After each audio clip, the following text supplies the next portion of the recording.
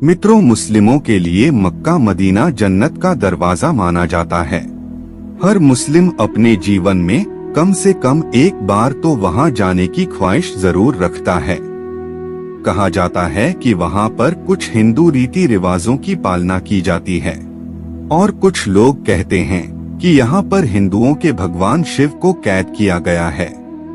तो आइए जानते हैं मुस्लिमों के इस धार्मिक स्थान के बारे में, जिसे कहा जाता है मक्का मदीना। नमस्कार मित्रों, स्वागत है आपका आज के इस नए वीडियो पर एक बार फिर। मित्रों, मक्का मदीना की स्थापना आज से लगभग 1400 वर्ष पहले मोहम्मद पैगंबर साहब द्वारा की गई थी। ये बाहर से चौकोर इमारत दिखाई देती है, जिसके ऊपर एक काले रंग का कपड़ा चढ़ा हुआ है। इसके चारों तरफ मस्जिद बनी हुई है। कहा जाता है कि यहाँ पर आने वाले मुस्लिम अल्लाह की इबादत करते हैं और अपनी गुनाहों के लिए माफी मांगते हैं। आइए बात करते हैं इस धारणा के बारे में, जो कि महान और प्रसिद्ध धार्मिक विशेषज्ञों ने दी है। मित्रों, संपूर्ण विश्व क्या भारत के लोग इस कटु सत्य को स्वीकार नहीं कर सकते कि इस्लाम ने हिंदू की आस्था माने जाने वाले असंख्य मंदिर तोड़े हैं और उसके स्थान पर उसी मंदिर के अवशेषों द्वारा मस्जिदों का निर्माण कराया गया है। इस्लामिक विश्ववंधिक गतिविधियां इतनी प्रचंडता से की जाती थी कि तक्षशिला विश्वविद्यालय और सोमनाथ मंदिर विश्वस्त किए गए। कुछ लोगों के अनुसार इस्लाम इस आधार पर रखी गई थी कि दूसरों के धर्म को नाबाद करो और पवित्र स्थलों को खंडित कर वहां मस्जिद और मकबरों का निर्माण किया जाए। इस काम में बाधा डालने वाले लोग, भले ही वो लोग मुस्लिम हो या हिंदू, उन्हें मौत के घाट उतार दिया जाता था। भले ही वो मुस्लिमों को परेशान न करते थे, तो भी उनकी मौत निश्चित होती थी, क्योंकि वो इस काम में बाधा डालते थे।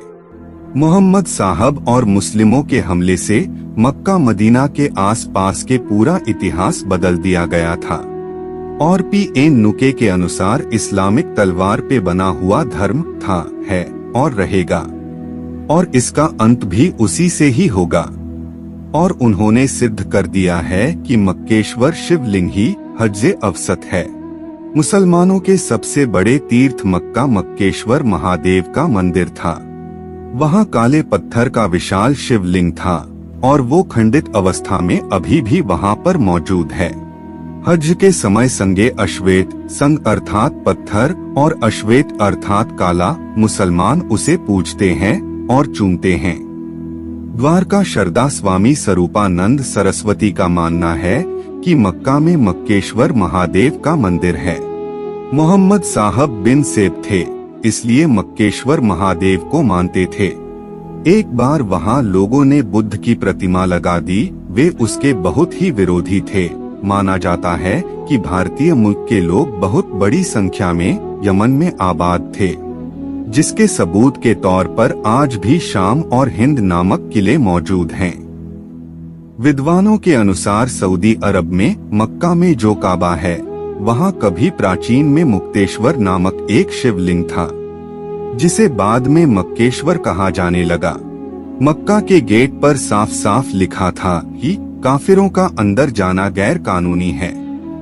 कहा जाता है कि इस बोर्ड को अब उतार दिया गया है और लिख दिया गया है नॉन मुस्लिम्स का अंदर आना मना है। इसका मतलब यह है कि ईसाई धर्म, हिंदू या बौद्ध धर्म मानने वाले लोग इसके अंदर प्रवेश नहीं कर सकते। मुसलमानों के पैगंबर मोहम्मद एक ऐसे वैधानिक गिरोह का नेतृत्व करते थे जो धर्म और वासना के पुजारी थे। मोहम्मद ने मदीना से मकद शांति प्रिय मूर्ति पुजकों पर हमला किया और जबरदस्त नरसंहार किया। मक्का का मदीना से अपना अलग अस्तित्व था, लेकिन मोहम्मद साद के हमले के बाद मक्का मदीना को एक साथ जोड़कर देखा जाने लगा, जबकि मक्का के लोग जो कि शिव के उपासक माने जाते हैं, मोहम्मद की टोली ने मक्का में स्थापित हुई 360 में से 359 मूर्तियों को नष्ट कर दिया और सिर्फ काला पत्थर को सुरक्षित रखा। जिसे आज भी मुसलमानों द्वारा पूजा जाता है। उसके अलावा अल्लाह उज्जा अलावा और मन्नत नाम के 3 देवियों को नष्ट करने का आदेश भी मोहम्मद ने दिया और आज उन मंदिरों का नामो निशान नहीं देखा जाता। हिसम इब्रा अल कल्बी पेज नंबर 25-26। इतिहास में ये किसी हिंदू मंदिर पर सबसे पहला इस्लामिक आतंकवादी हमला था। उस काला पत्थर पर आज भी मुसलमान श्रद्धालु अपना शीश झुकाते हैं। जब किसी हिंदू पूजा के दौरान हिंदू बिना शिला हुआ वस्त्र या धोती पहनते हैं, उसी तरह इस दौरान मुस्लिम भी बिना शिला हुआ कपड़ा पहनते हैं और इस काले पत्थर पर शीश झुकाते हैं। जिस प्रकार हिंदुओं की मान्यता होती है कि गंगा का पानी शुद्ध होता है, ठीक उसी प्रकार मुस्लिम जमजम के पानी को पाक मानते हैं। जिस तरह हिंदू लोग गंगा स्नान करने के बाद इस पानी को भरकर घर ले जाते हैं, ठीक उसी प्रकार मुस्लिम भी जमजम के पानी में स्नान कर इस पानी को अपने घर ले जाते हैं। मित्रों, यह भी एक समानता है कि गंगा को मुस्लिम लोग पाक मानते हैं और इसकी आराधना किसी न किसी रूप में जरूर करते हैं। प्रख्यात प्रसिद्ध इतिहासकार पीएन ओके ने अपनी पुस्तक वैदिक विश्व राष्ट्र इतिहास में समझाया है कि मक्का उस इलाके में इस्लाम के आने से पहले मूर्ति की पूजा होती थी। हिंदू देवी देवताओं के मंदिर से गहन खोज करने के बाद उन्होंने ये भी दावा किया कि काबा में भगवान शिव ज्योतिर्लिंग है। मोहम्मद पैगंबर ने मूर्ति तोड़ी थी। हंस करने वाले काबा पूर्वी कोने पर जड़े हुए काले पत्थर को पवित्र मानते हैं, जो कि हिंदुओं का पवित्र शिवलिंग है। मित्रों, वास्तव में इस्लाम से पहले मिडिल ईस्ट में बेगन जान जाति रहती थी और वो हिंदी रीति रिवाजों को मानती थी। एक प्रसिद्ध मान्यता के अनुसार कि काबा में एक पवित्र गंगा है, जिसका निर्माण महापंडित रावण ने किया था। मित्रों, आपको याद होगा कि रावण शिव भक्त था। वह शिव के साथ गंगा और चंद्रमा की पूजा करता था और यह जानता था कि कभी शिव को गंगा से अलग नहीं किया जा सकता। मतलब जहाँ भी शिव होंगे वहाँ असाधना गंगा निश्चित ही मौजूद होंगी। ठीक उसी प्रकार काबा के पास भी पवित्र झरना पाया जाता है, जिसका पानी आज भी पवित्र माना जाता है। इस्लामिक काल से पहले भी ये पवित्र झरना पवित्र ही माना जाता था। मित्रों, रावण की तपस्या से प्रसन्न होकर भगवान शिव ने रावण को एक शिवलिंग प्रदान किया, जिसे लंका में स्थापित करने को कहा। बाद में जब रावण आकाश से श्रीलंका की तरफ बढ़ रहा था, परंतु रास्ते में कुछ ऐसे हालात बने कि रावण को वो शिवलिंग धरती पर रखना पड़ा। वो दोबारा शिवलिंग को उठाने का भरपूर प्रयास करता रहा, परंतु बहुत प्रयास करने के बाद भी वो शिवलिंग उस जगह से नहीं उठा।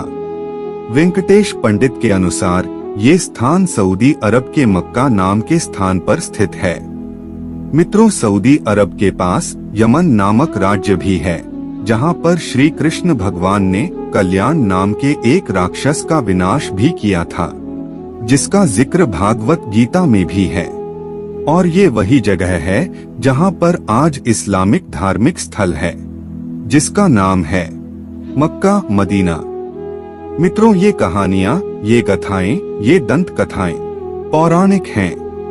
इन बातों में कितनी सच्चाई है या कितना झूठ, ये तो हम नहीं जानते, परंतु हम यह जरूर जानते हैं कि हर धर्म से पहले इंसानियत आती है और इंसानियत वही होती है जो हर धर्म, हर जाति और हर मनुष्य को एक समान समझे।